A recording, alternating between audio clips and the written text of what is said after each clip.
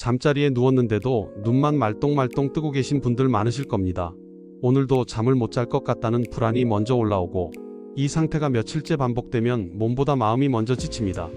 특히 40대 이후에는 이런 패턴이 갑자기 시작되는 경우가 많습니다. 사람들은 보통 잠이 안 오면 약부터 떠올립니다. 하지만 최근 보도에 따르면 수면제 의존이 오히려 수면 리듬을 더 망가뜨리는 경우도 적지 않습니다. 그래서 지금 많은 전문가들이 아주 짧고 단순한 자극에 주목하고 있습니다. 이 방법은 복잡하지 않습니다. 자기 전에 단 10초 정도만 특정 부위를 눌러주는 행동인데 왜 이런 자극이 뇌를 진정시키는지에 대해서는 신경계 반응과 깊게 연결되어 있습니다. 특히 중년 이후에 차이가 더 크게 나타난다는 점이 중요합니다. 잠이 오지 않는 밤이 반복되면 사람은 자연스럽게 스스로를 의심하게 됩니다. 예전에는 이런 적이 없었는데 왜 갑자기 이러는지, 혹시 몸에 큰 문제가 생긴 건 아닌지 같은 생각이 꼬리를 물고 이어집니다. 특히 40대 이후에는 하루 이틀의 수면 부족이 바로 다음날 컨디션으로 연결되기 때문에 불안이 더 커집니다. 이 시기에 많은 분들이 착각하는 것이 하나 있습니다. 잠이 안 오는 이유를 단순히 스트레스나 나이 탓으로만 돌린다는 점입니다. 하지만 최근 몇 년간 발표된 수면 관련 자료들을 보면 실제 원인은 훨씬 구조적이고 복합적인 경우가 많습니다. 낮 동안 쌓인 긴장, 스마트폰과 화면 자극, 늦은 시간의 식사, 그리고 무엇보다 몸은 피곤한데 신경계는 여전히 각성된 상태로 남아있는 경우가 많다는 점이 공통적으로 지적됩니다. 이 상태에서는 침대에 오래 누워 있을수록 오히려 뇌가 침대를 각성의 장소로 인식하기 시작합니다. 그래서 잠을 자려고 애쓰면 애쓸수록 잠이 더 멀어지는 악순환이 만들어집니다. 최근 국내 의료기관 발표에 따르면 불면을 겪는 중년층의 상당수가 수면 시간 자체보다 잠들기 전 긴장 상태가 해소되지 않는 문제를 공통적으로 가지고 있었습니다. 이는 단순한 피로 문제가 아니라 자율신경의 전환이 원활하지 않다는 신호로 해석됩니다. 자율신경은 낮 동안의 활동 모드와 밤의 회복 모드를 오가며 균형을 잡는데 나이가 들수록 이 전환 속도가 느려지고 신호도 둔해집니다. 그래서 젊을 때는 그냥 누우면 잠들던 사람이 어느 순간부터는 누워서 생각만 많아지는 경험을 하게 됩니다. 이 지점에서 많은 분들이 수면제를 선택하지만 공식 자료에서도 반복적으로 언급되듯이 약물은 잠드는 시간을 단축할 수는 있어도 자연스러운 수면 구조를 대신해주지는 못합니다. 그래서 약을 먹고 잤는데도 개운하지 않다고 느끼는 경우가 적지 않습니다. 반면 최근 주목받는 접근은 아주 짧은 신체 자극을 통해 신경계에 지금은 쉬어도 되는 시간이라는 신호를 보내는 방식입니다. 이 방식은 오래 걸리지도 않고 특별한 도구도 필요하지 않다는 점에서 관심을 끌고 있습니다. 특히 손목이나 발목처럼 말초 신경이 모여있는 부위에 짧고 안정적인 압을 주는 행동은 뇌관과 연결된 신호 전달에 영향을 줄 수 있다는 설명이 이어지고 있습니다. 물론 이것이 모든 사람에게 동일한 결과를 보장하는 것은 아닙니다. 어떤 사람에게는 이런 자극이 오히려 집중을 유도할 수도 있고 특정 질환이나 통증이 있는 경우에는 불편함을 느낄 수도 있습니다. 그래서 무조건적인 효과를 기대하기보다는 조건과 상황을 함께 살펴봐야 합니다. 실제로 주변을 보면 잠이 안 온다고 호소하던 분들 중 일부는 아주 사소한 행동 변화만으로도 밤의 긴장이 줄어들었다고 말합니다. 반면 같은 방법을 시도했지만 별다른 변화를 느끼지 못했다는 반응도 존재합니다. 이런 차이는 단순한 의지나 노력의 문제가 아니라 그 사람이 처한 생활 패턴과 신체 상태의 차이에서 비롯된 경우가 많습니다. 중년 이후에는 회복 속도가 느려지고 낮에 받은 자극이 밤까지 이어지는 경우가 많아집니다. 그래서 젊을 때와 똑같은 생활을 하면서도 결과는 완전히 달라질 수 있습니다. 이 차이를 인식하지 못하면 계속 같은 방식으로만 해결하려다 좌절하게 됩니다. 예를 들어 낮 동안 활동량이 많았던 사람과 거의 움직이지 않았던 사람은 같은 시간에 잠자리에 들어도 신체 반응이 다르게 나타납니다. 또 카페인 섭취 시간이나 저녁 식사의 구성에 따라 밤의 각성 정도도 크게 달라집니다. 그래서 이 짧은 자극이 도움이 될 수 있는 조건은 무엇인지, 어떤 생활 패턴에서는 효과가 줄어들 수 있는지 구분해서 볼 필요가 있습니다. 지금 이 시점에서 중요한 질문은 이것입니다. 과연 지금의 불면은 단순히 잠을 못 자는 문제가 맞는지, 아니면 하루 전체의 리듬이 어긋난 결과는 아닌지 생각해 볼 필요는 없을까요? 또 하나 궁금해질 수 있습니다. 같은 10초의 자극이라도 어떤 시간대에 시도했을 때 신경계 반응이 달라질 가능성은 없는지, 개인차는 어디에서 비롯되는지 따져볼 필요는 없을까요? 그리고 마지막으로 이 방법이 도움이 되지 않는 경우에는 어떤 다른 신호를 먼저 점검해야 하는지, 혹시 놓치고 있는 조건은 없는지 스스로에게 질문해 볼 필요가 있지 않을까요? 잠이 안 오는 문제를 오래 겪다 보면 어느 순간부터 기준이 흐려집니다. 오늘은 조금 잔 것 같고 어제는 거의 못 잔 것 같다는 식으로 감각이 왜곡되기 시작합니다. 실제로 최근 수면 관련 보고들을 보면 불면을 호소하는 사람들 중 상당수가 실제 수면 시간보다 잠을 못 잤다고 느끼는 인식의 문제를 함께 가지고 있는 것으로 나타났습니다. 이 인식의 왜곡은 그냥 기분 문제로 끝나지 않습니다. 잠을 잔 것 같지 않다는 생각이 반복되면 뇌는 밤 자체를 위험한 시간으로 인식하게 되고 그 순간부터 몸은 스스로를 보호하기 위해 각성 신호를 더 강하게 유지하려고 합니다. 특히 중년 이후에는 이런 경향이 더 뚜렷해집니다. 낮 동안 쌓인 피로가 예전처럼 바로 회복되지 않고 누적되면서 밤에 쉬어야 한다는 압박이 커지기 때문입니다. 아이러니하게도 이 압박이 바로 잠을 방해하는 요인으로 작용합니다. 최근 몇 년간 발표된 국내외 수면 연구 자료에서는 짧은 신체 자극이나 호흡 패턴 조절이 이 각성 신호를 완화하는 데 일정 부분 도움이 될 수 있다고 설명합니다. 중요한 점은 이 자극이 강하거나 오래 지속될수록 좋은 것이 아니라는 사실입니다. 아주 짧고 일정한 압이나 리듬이 오히려 신경계의 안정 신호로 전달될 가능성이 높다고 알려져 있습니다.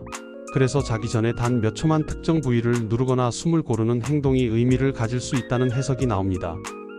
하지만 여기에는 반드시 짚고 넘어가야 할 경고 지점도 존재합니다. 이런 방법이 모든 불면의 원인을 해결해주는 만능 해결책처럼 받아들여질 때 오히려 문제를 키울 수 있다는 점입니다. 예를 들어 호르몬 변화나 통증, 호흡 문제처럼 명확한 신체 원인이 있는 경우에는 단순 자극만으로는 충분하지 않을 수 있습니다. 이때 자극에만 의존하면 근본 원인을 놓칠 가능성이 생깁니다. 또 하나 주목할 부분은 시도하는 사람의 상태입니다. 이미 몸이 극도로 긴장한 상태에서 무언가를 반드시 해야 한다는 생각으로 이 자극을 반복하면 오히려 집중과 각성을 강화할 수도 있습니다. 그래서 최근 전문가들은 이 방법을 수면을 만들어야 하는 도구가 아니라 수면을 방해하는 긴장을 낮추는 신호로 이해하라고 설명합니다. 이 관점 차이가 결과를 크게 바꿀 수 있습니다. 최근 보도 자료를 보면 중년층 수면 상담 사례 중 상당수가 수면 시간 자체보다 잠자리에 드는 과정에서의 불안과 집착이 문제로 지적되었습니다. 수면 클리닉 관계자 인터뷰에 따르면 잠들어야 한다는 압박이 강할수록 오히려 뇌의 각성 지표가 높아지는 경향이 관찰된다고 설명합니다. 그래서 일부 상담에서는 잠을 자려고 노력하지 않는 연습부터 시작하기도 합니다. 이런 맥락에서 보면 짧은 신체 자극은 노력의 대상이 아니라 흐름의 일부로 이해하는 것이 더 적절할 수 있습니다. 잘해야 한다는 생각이 아니라 지금은 긴장을 내려놔도 된다는 신호를 주는 역할에 가깝습니다. 실제 생활 사례를 보면 같은 방법을 사용해도 결과는 다르게 나타납니다. 낮 동안 활동량이 충분하고 밤에 자극이 적은 환경을 만든 사람은 비교적 빠르게 긴장이 완화되었다고 말합니다.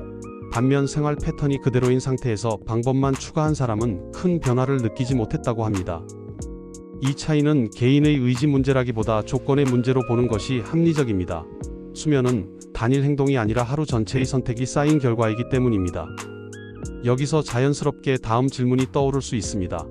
이 짧은 자극이 효과를 보이려면 낮과 밤의 어떤 조건들이 함께 맞춰져야 하는지 궁금해지지 않으십니까? 또 이 방법이 도움이 되는 사람과 그렇지 않은 사람을 구분하는 신호는 무엇인지 미리 점검할 수 있는 기준은 없는지 생각해 볼 필요는 없을까요? 그리고 만약 이런 신호들이 맞지 않는다면 지금 가장 먼저 조정해야 할 것은 밤의 행동일지 아니면 낮의 습관일지 스스로에게 물어볼 시점은 아닐까요?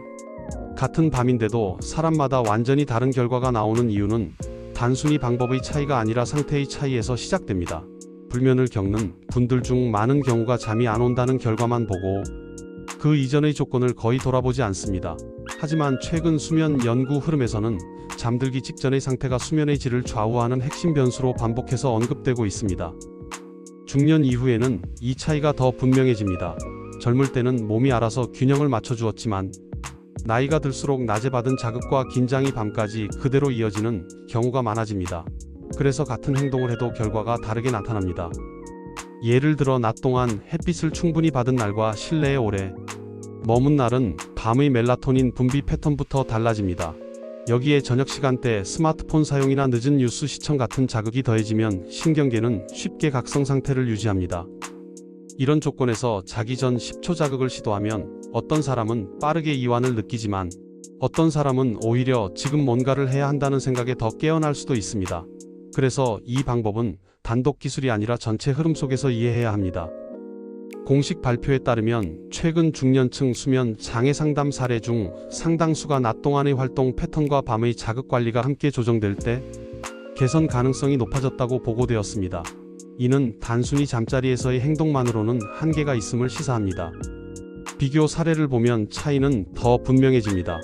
낮에 가벼운 야외 활동과 규칙적인 식사 시간을 유지한 사람은 짧은 신체 자극 후 긴장이 서서히 내려갔다고 말합니다.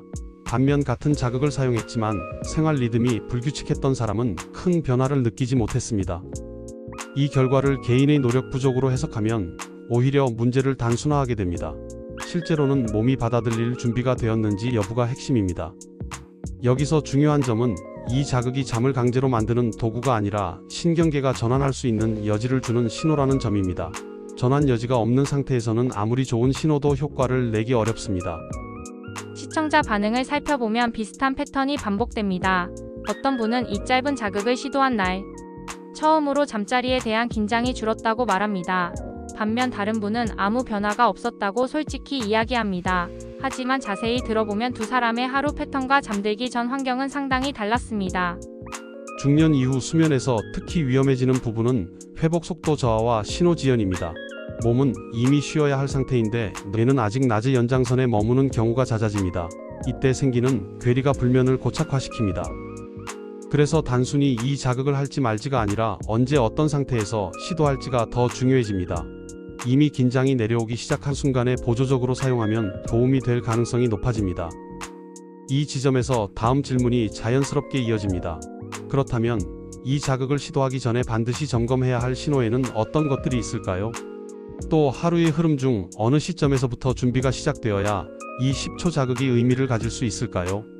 그리고 만약 이런 조건들이 전혀 갖춰지지 않았다면 지금 이 방법보다 먼저 조정해야 할 요소는 무엇일지 생각해 볼 필요는 없을까요? 불면이 길어질수록 사람은 점점 극단적인 선택을 하게 됩니다. 오늘만큼은 꼭 자야 한다는 생각이 강해지고 그 압박이 다시 몸을 깨우는 악순환으로 이어집니다. 중년 이후 이 현상이 더 위험해지는 이유는 회복의 여지가 점점 줄어들기 때문입니다. 최근 의료 현장에서 반복해서 언급되는 부분은 수면을 만드는 노력보다 수면을 방해하는 요소를 하나씩 줄이는 접근입니다. 이 관점에서 보면 자기 전 10초 자극은 무엇인가를 더 하라는 신호가 아니라 이제 그만해서도 된다는 신호에 가깝습니다. 신뢰할 만한 자료들에 따르면 신경계는 복잡한 명령보다 단순하고 예측 가능한 자극에 더 잘 반응하는 경향을 보입니다. 그래서 짧고 일정한 압이나 호흡 리듬이 안정감을 주는 계기가 될 수 있다고 설명됩니다. 하지만 여기서 중요한 점은 안정이 느껴지는 시점입니다. 이미 몸이 내려오기 시작한 상태에서 이 자극은 마지막 밀어주는 역할을 할 수 있지만 하루 종일 긴장이 유지된 상태에서는 효과가 제한적일 수 있습니다. 실제 사례를 비교해보면 차이가 분명합니다. 저녁 시간에 자극적인 정보와 화면 노출을 줄이고 몸의 긴장을 낮춘 사람은 이 짧은 자극 후 자연스럽게 잠으로 이어졌다고 말합니다. 반면 같은 자극을 사용했지만 잠들기 직전까지 긴장을 유지한 사람은 별다른 변화를 느끼지 못했습니다. 이 차이는 의지나 성격 문제가 아니라 신경계의 준비 상태 차이로 이해하는 것이 합리적입니다. 그래서 이 방법을 시도할 때는 기대치를 낮추고 관찰자의 입장에서 자신의 반응을 살펴보는 태도가 중요합니다. 최근 상담 현장에서 들려오는 이야기를 종합해보면 잠이 안 온다는 문제보다 잠을 자야 한다는 강박이 더 큰 부담으로 작용하는 경우가 많습니다. 전문가들은 이 강박을 낮추는 과정에서 짧은 신체 자극이나 호흡 조절이 보조수단으로 활용될 수 있다고 설명합니다. 다만 이것을 수면을 보장하는 방법으로 오해하지 말아야 한다는 경고도 함께 나옵니다. 이제 여기서 한 가지를 분명히 짚어야 합니다. 이 10초 자극은 수면제처럼 즉각적인 결과를 약속하는 방식이 아니라 몸이 스스로 전환할 수 있는 시간을 벌어주는 신호라는 점입니다. 그래서 어떤 날은 효과를 느끼고 어떤 날은 별다른 변화가 없을 수도 있습니다. 이 변동성 자체가 잘못이 아니라 오히려 정상적인 반응일 수 있습니다. 이런 수면 변화의 원인과 조건을 하나씩 풀어보고 싶다면 비슷한 고민을 가진 분들을 위해 정리한 내용을 계속 받아보실 수 있도록 구독을 눌러두시는 것도 도움이 될 수 있습니다. 안정이 생기기 시작한 밤과 그렇지 않은 밤을 구분해 관찰하다 보면 자신의 패턴이 서서히 보이기 시작합니다. 그 패턴을 이해하는 순간부터 불면은 통제해야 할 적이 아니라 관리할 수 있는 신호로 바뀌기 시작합니다. 여기서 다음으로 떠오를 질문이 있습니다. 이런 신호를 더 빠르게 알아차릴 수 있는 기준은 무엇인지 궁금해지지 않으십니까? 또 이 10초 자극과 함께 사용할 때 오히려 방해가 되는 행동은 어떤 것들인지 미리 걸러낼 수 있는 단서는 없는지 생각해 볼 필요는 없을까요? 그리고 마지막으로 오늘 밤 잠자리에 들기 전 스스로에게 어떤 질문 하나를 던져보는 것이 이 변화를 시작하는 첫 단서가 될 수 있을지 고민해 볼 시점은 아닐까요? 불면을 오래 겪은 분들의 공통점 중 하나는 밤만 문제라고 생각한다는 점입니다. 하지만 실제로는 밤에 드러날 뿐 하루 전체의 흐름이 이미 그 방향으로 기울어 있었던 경우가 많습니다. 최근 수면 관련 공식 자료에서도 수면은 밤에 갑자기 만들어지는 결과가 아니라 낮부터 누적된 선택의 총합으로 설명되고 있습니다. 이 관점에서 보면 자기 전 10초 자극은 마법 같은 해결책이 아니라 하루의 끝에서 신경계가 마지막으로 참고할 수 있는 신호에 가깝습니다. 낮 동안 과도한 긴장과 자극이 계속되었다면 이 신호는 희미해질 수밖에 없습니다. 중년 이후에 특히 주의해야 할 부분은 축적 효과입니다. 젊을 때는 하루 이틀의 무리도 쉽게 상쇄되었지만 나이가 들수록 피로와 각성은 몸에 남아 다음 날로 이어집니다. 이 축적이 반복되면 어느 순간부터 잠이 안 오는 밤이 일상이 됩니다. 최근 보도에 따르면 중년층 불면 상담 사례에서 공통적으로 관찰되는 요소는 낮 동안 쉼 없이 이어지는 생각과 감정의 과부하입니다. 몸은 쉬고 있어도 머리는 계속 움직이고 있는 상태가 밤까지 이어진다는 설명이 뒤따릅니다. 이런 상태에서는 어떤 방법을 추가하느냐보다 무엇을 덜어내느냐가 더 중요해질 수 있습니다. 자기 전 10초 자극도 이 덜어내는 과정의 일부로 받아들일 때 의미가 생깁니다. 생활 사례를 비교해보면 차이는 다시 드러납니다. 저녁 이후 일정 시간부터 정보를 차단하고 몸의 리듬을 단순하게 만든 사람은 이 자극 후 생각의 속도가 느려졌다고 말합니다. 반면 하루 종일 긴장을 유지한 채로 잠자리에 든 사람은 같은 자극을 해도 머리가 더 또렷해졌다고 표현합니다. 그래서 이 방법이 맞고 틀리다로 나누기보다 언제 도움이 되고 언제 방해가 되는지를 구분하는 시선이 필요합니다. 이 구분이 생기면 불면에 대한 불안도 함께 낮아집니다. 최근 뉴스 흐름을 보면 수면 문제를 다루는 방향이 점점 바뀌고 있습니다. 단기간에 잠드는 기술보다 장기적으로 신경계 부담을 낮추는 생활 조정이 더 중요하다는 경고가 늘어나고 있습니다. 관계자 발언에서도 잠을 통제하려는 태도 자체가 불면을 고착화할 수 있다는 지적이 반복되고 있습니다. 이제 여기서 자연스럽게 다음 단계가 보입니다. 이 10초 자극을 시도하기 전에 하루 중 어떤 신호를 먼저 확인해야 하는지, 그리고 그 신호가 없을 때는 과감히 쉬어가는 선택이 필요한지 점검하는 것입니다. 또 한 가지는 기대치 조절입니다. 오늘 당장 꿀잠을 자야 한다는 생각보다 오늘 밤 긴장이 조금만 낮아져도 충분하다고 받아들이는 태도가 오히려 다음 밤을 바꿀 수 있습니다. 이런 수면의 구조와 조건이 도움이 되셨다면 놓치지 않도록 좋아요를 한번 클릭해 두셔도 괜찮습니다.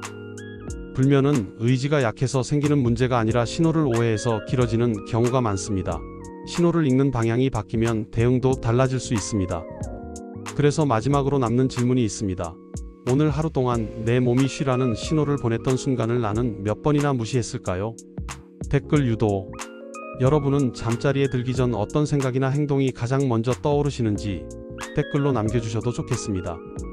영상에서 언급된 수면 관련 생활 신호와 함께 참고해 볼 수 있는 식품과 관리 정보가 고정 댓글이나 프로필에 정리되어 있습니다. 그냥 지나치기 전에 한 번쯤 확인해 보고 싶은 분들이 많을 수 있습니다.